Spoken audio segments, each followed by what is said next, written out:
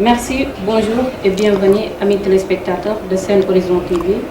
Aujourd'hui, nous recevons M. Amadou Dem. Il est le secrétaire général du syndicat national des travailleurs de la Poste, par ailleurs membre du bureau politique du Parti socialiste. Monsieur le secrétaire, bonjour. Bonjour Yacine. C'est un plaisir de vous recevoir sur Sen Horizon. Le plaisir est partagé. Puis je vous remercie de l'invitation. Vous me permettez également de saluer l'ensemble des téléspectateurs donc de Sen Horizon. Et j'espère que passera un bon moment avec vous, une bonne émission, en tout cas qui me permettra sûrement donc d'éclairer la lanterne des Sénégalais sur des sujets donc peut-être qui les intéressent. Je vous remercie. On parle beaucoup de vous, M. Léger. Est-ce que vous pouvez revenir sur votre parcours? Je suis membre du bureau politique du Parti socialiste, comme vous l'avez indiqué donc, tout à l'heure.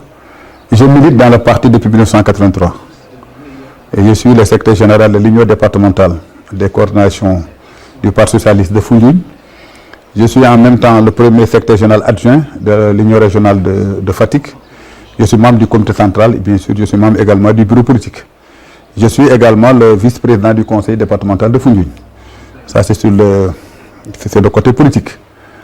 Maintenant c'est le côté syndical, comme vous l'avez indiqué également, je suis le secrétaire général du syndicat des travailleurs de la Poste depuis 2012.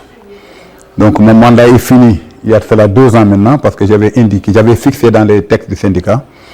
Donc c'était une innovation que j'avais imprimée, en tout cas dans les textes du syndicat. La limitation de mandat à 2. Donc mon mandat est fini. Nous venons de finir des négociations pour des départs volontaires au niveau de notre entreprise La Poste. Nous avons fini, nous avons signé. Il y a un plan de communication donc, que nous sommes en train d'élaborer. Et je pense véritablement que d'ici le mois de décembre, donc j'irai au congrès et puis je laisserai d'autres donc à notre EG donc continuer le travail donc je suis en train de faire. Et on fera en sorte qu'il y ait du sang neuf parce que La Poste est à plus de 70% composée de jeunes.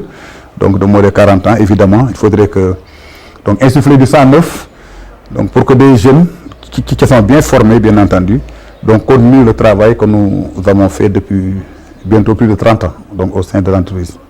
Bon, la motivation, moi je suis de famille socialiste, de père et de mère.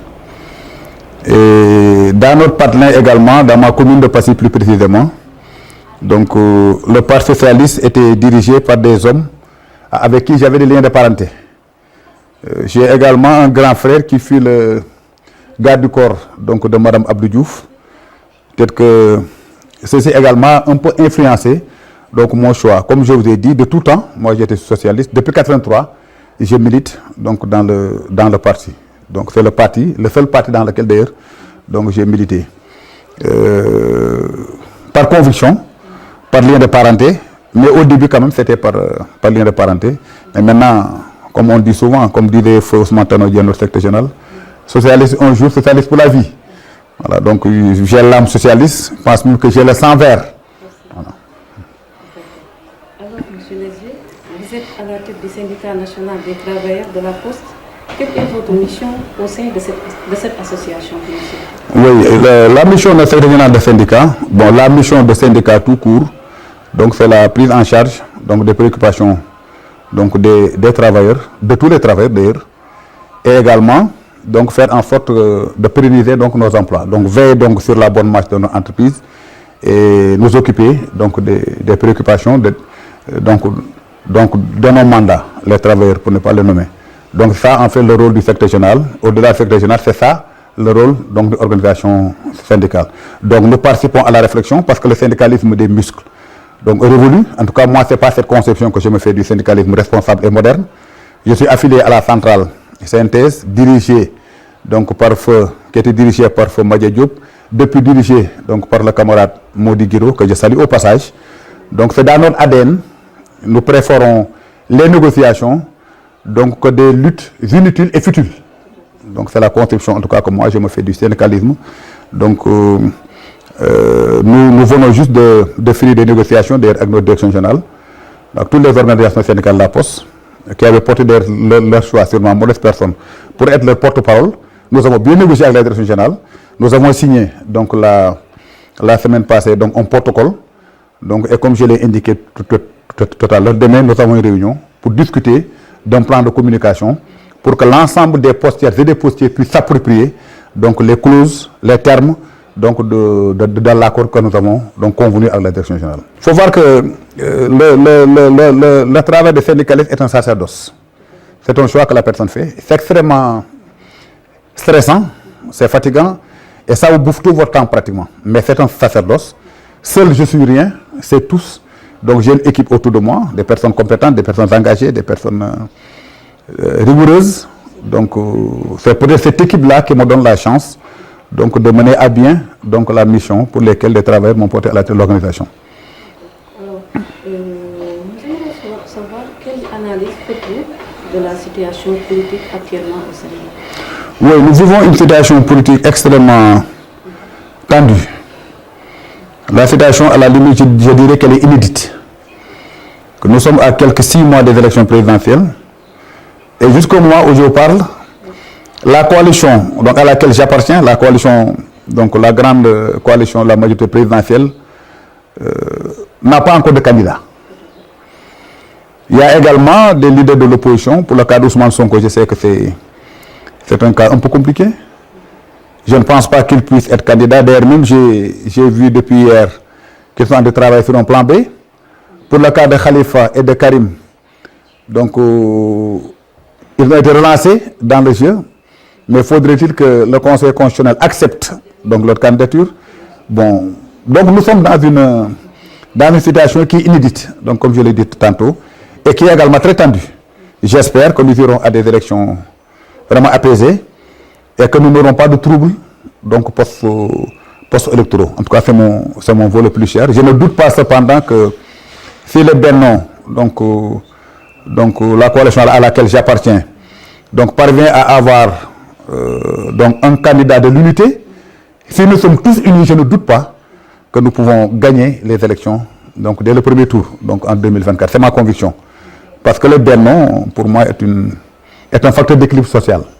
Je ne le dis pas parce que j'appartiens au Benno, mais de par ce que je vois dans l'opposition, je sais que les Sénégalais gagneraient beaucoup donc, à élire le candidat du Benno pour que nous puissions continuer donc, la mission donc, que le président Macky Sall donc, a vraiment bien entamé et bien fait d'ailleurs. En dehors de Benno Bokk Yakaar, le PS aura-t-il un candidat pour la présidentielle de 2024? Non, je ne le pense pas. Parce que le PS est un parti, le seul en Afrique d'ailleurs, qui organise des primaires donc, pour des élections présidentielles. Qui organise également des primaires quand il s'agit d'élire son secrétaire général.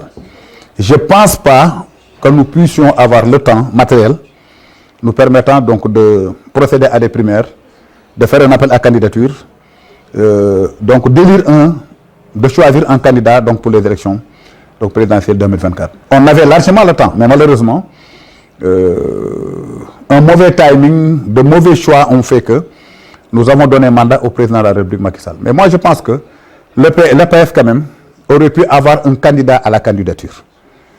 On aurait pu être candidat à la candidature et maintenant laisser le président donc porter son choix sur un candidat.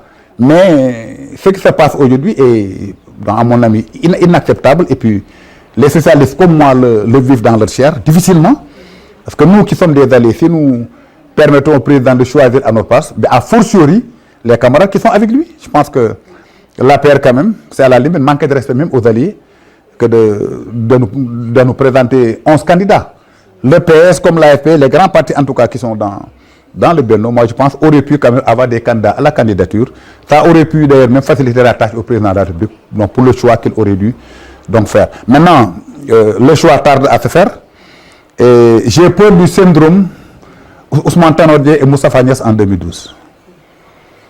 Ils ont tellement reporté donc la désignation du candidat du Benno Siggil Sénégal en 2012. Demain on trouvera un candidat, dans une semaine on trouvera, dans un mois on trouvera. Finalement les Sénégalais s'étaient lassés et avaient porté leur choix sur le président Macky Sall.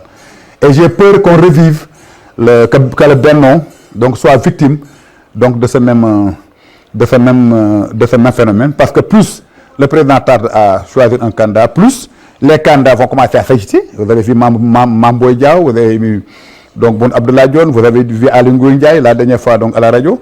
Les gens risquent de se braquer, et même s'ils acceptent le choix du président, leurs partisans risquent de ne pas suivre. Et ce serait dommage donc, pour le Benno. Alors nous allons rester sur ce même lancé. Ousmane Sonko, un détenu politique. Comment jugez-vous sa situation? Non, pour moi, Ousmane Sonko est un homme politique.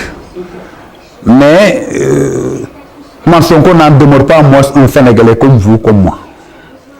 Pour moi, ce n'est pas un détenu politique. C'est un homme politique peut-être en détention. Parce que les gens font la confusion. Et moi, je pense que l'État a laissé quand même tout faire le cas de Sonko. Parce que depuis la création de leur parti, nous avons vu partout donc, des discours violents, des actes violents, des actes même subversifs, moi je dirais.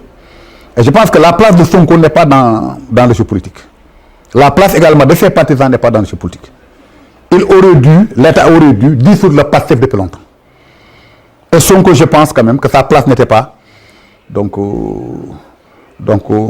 à la tête d'un parti politique. Bon, bien entendu, on ne souhaite à personne donc les liens de la détention, mais quand même, je pense véritablement qu'on ne peut pas se prévaloir de ses propres turpitudes. Ce qui lui arrive, il a été l'artisan donc de sa propre déroute et de sa condamnation. C'est mon point de vue. Le sort de la jeunesse avec l'immigration clandestine, qu'est-ce que cette situation vous inspire? Oui, c'est que je pense qu'il y a un problème de communication. Donc, il y a également une pression sociale que les jeunes là vivent dans leur famille, donc dans leurs quartiers respectifs. Le budget qui a fait que, donc ils pensent que l'Europe c'est l'Eldorado alors que c'est le contraire. Je ne peux pas comprendre que des jeunes dépensent 5 à 6 millions, passer par le Nicaragua, passer par le désert du Mexique pour aller aux États-Unis. Avec 6 millions, je pense qu'un jeune peut véritablement donc créer une start-up, travailler, réussir dans son propre pays. Maintenant, le fait de prendre les pirogues, moi qui habite dans le département de Foundiougne, il y a les îles du Saloum. Je sais que de Foundiougne à Dionewar, si le mari de fait 3h à 3h30 dans une pirogue, je me demande comment quelqu'un peut faire des jours dans une pirogue. C'est un suicide donc collectif. L'État cependant a bon dos parce que donc, tout est mis sur le dos de l'État, la responsabilité de l'État, mais je sais que le gouvernement du président Macky Sall a fait beaucoup d'efforts pour ce qui est de la formation, pour ce qui est également de l'emploi des jeunes, avec 3 FPT, donc dans le cadre de l'employabilité, et également dans le cadre également de pas mal de structures de financement qui auraient permis à des jeunes, en tout cas qui le désirent, donc de gagner donc, honnêtement leur vie donc, dans leur pays d'origine. Mais le fait de prendre les pirogues, je pense que l'État prendra des mesures, parce qu'autant le jeune qui part est responsable, mais autant le convoyeur est beaucoup plus responsable même donc, que le jeune qui part. Et je pense que faut vraiment criminaliser donc, le fait de convoyer donc, des jeunes donc, dans des conditions extrêmement difficiles, donc faire d'autres cieux. Parce que nous avons perdu beaucoup de jeunes.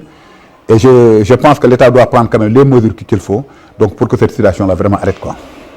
Quel message lancez-vous à l'endroit de ces jeunes qui prennent des fleurs pour relier? Oui, c'est que malheureusement au Sénégal maintenant, les gens ne mettent plus en exergue certaines personnalités qui auraient pu inspirer donc, la jeunesse. Vous me direz que c'est une minorité par rapport donc, à la grande masse, mais il y a des gens qui ne sont jamais sortis du pays et qui ont réussi. Sur tous les domaines, dans tous les domaines du moins. Je pense que ce sont ces personnes-là qu'on doit mettre en exergue pour que les jeunes puissent s'inspirer donc, de leur cas et de leurs histoires. Pour ne pas le nommer, Youssou Ndour est là, il y a les Serigne Mboup donc, qui sont là. Beaucoup de gens ont réussi dans ce pays et qui n'ont pas eu besoin donc, d'aller à l'étranger. Et le message, c'est que contrairement à ce qu'on leur fait miroiter, l'Europe n'est pas l'Eldorado et que ce qui l'investissement, donc les difficultés qu'ils rencontrent en Europe pour réussir, ils l'auraient fait le 10e au Sénégal, donc ils auraient gagné, je pense qu'ils ont leur vie. Maintenant, il faudrait-il que dans leur famille, que les gens comprennent que Yalla moo joxe wërsëg et qu'il m'évite de les jeter en pâture, donc de les stigmatiser, parce que c'est cette pression sociale-là qui fait que beaucoup préfèrent mourir de respect dans la famille respective. Le message, c'est de leur dire que c'est encore possible de réussir dans ce pays. D'abord, il faudrait qu'ils acceptent de se former. Il faudrait également que les jeunes sachent qu'il n'y a pas un seul métier en fait. Il y a des laveurs dans la rue, c'est des étrangers, beaucoup de coiffeurs à Dakar. Rares sont les Sénégalais qui ont des salons de coiffure, donc c'est les Guinéens. Les boutiquiers, pratiquement, c'est des étrangers. Il faudrait qu'ils sachent qu'il n'y a pas de seul métier. Tout le monde ne peut pas travailler dans des bureaux et qu'ils sachent que dans leur pays, c'est possible de réussir dans leur propre pays. C'est mieux en tout cas que de se suicider dans l'océan. C'est le conseil que je donne aux jeunes. Êtes-vous optimiste pour des élections libres et transparentes? Bon, je sais que j'ai entendu un journaliste dire que l'État est en train de travailler sur un éventuel report des élections. Je pense que l'opposition gagnerait à trouver des parrainages et à visiter les Sénégalais, à proposer un programme crédible. Parce que les élections auront lieu en 2024. Et aujourd'hui, personne ne peut nous reprocher d'avoir un mauvais fichier ou bien d'avoir un mauvais système électoral. Le Sénégal est un pays démocratique. Les élections législatives passées le prouvent largement. Le Benno a perdu beaucoup de grandes villes. Et s'il y avait une possibilité de tripoter ou bien de voler les élections, je ne pense aucunement pas qu'on serait en ballottage au niveau de l'Assemblée nationale. Pour également les élections locales, je pense que l'opposition a gagné beaucoup de grandes villes. Maintenant, lorsqu'ils gagnent, le système est bon. Lorsqu'ils sont éliminés maintenant, en mauvais perdant, essaient de jeter en pâture le Benno devant l'opinion publique nationale et internationale. Le conseil que j'ai donné à l'opposition, c'est de travailler, de se préparer en conséquence. Et je ne doute pas que si nous sommes unis, si le Benno est uni, au premier tour, le candidat du Benno, quel qu'il soit, sera élu dès le premier tour, en 2024. C'est ma conviction. Maintenant, qu'il y ait des trous ou pas, j'espère qu'ils seront de bons perdants, parce que si tout le monde respecte le jeu démocratique, je ne pense aucunement pas qu'on puisse présager des trous post-électoraux. Je ne le pense pas. En tout cas, c'est mon souhait. C'est un réel plaisir de vous recevoir dans cet entretien. Et voilà, nous vous remercions, monsieur. C'est moi qui vous remercie de m'avoir permis de donner mon point de vue sur des sujets d'actualité. Et puis, comme je l'ai indiqué dès l'entame de l'émission, je remercie et puis je salue tous les téléspectateurs de Sen Horizon. Merci. Merci beaucoup à vous, chers amis téléspectateurs de Sen Horizon. C'était avec M. Amadou Deme, secrétaire général du syndicat national des travailleurs de la Poste. Merci et à très bientôt.